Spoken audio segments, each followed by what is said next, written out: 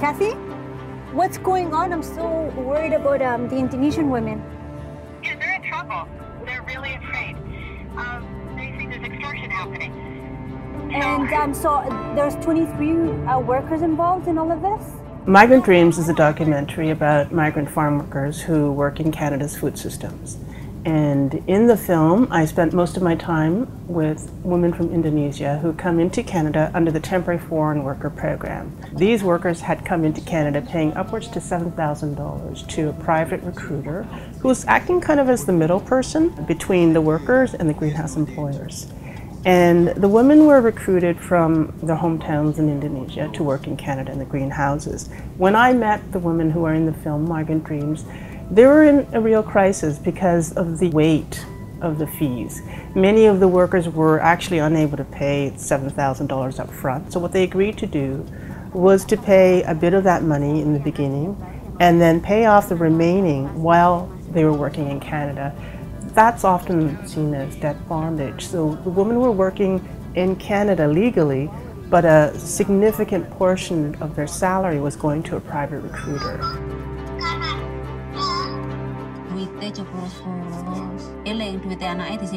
Recruitment has cropped up alongside the expansion of the Temporary Foreign Worker Program. And I think the reason why recruitment has cropped up is because the program itself, essentially it's a privatized form of foreign labor management. Kind of see these programs as creating export processing zones within Canada's borders, where the labor laws that apply to Canadian citizens aren't being enacted in the same way. What we're looking at is a program that's created a two-tier system of labor rights and human rights. So if you are here as a foreign worker and you don't have Canadian status, citizenship, then you cannot expect to enjoy the same labor and human rights that Canadian workers do.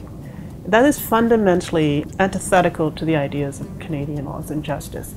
Instead of having people coming into our country through immigration pathways, people who are deemed non-citizenship material, not good enough to stay, good enough to work but not good enough to stay, are being brought into the country to work in food production as domestics in people's houses. Oftentimes, in the dirty, dangerous, and difficult jobs that Canadian citizens do not want to do.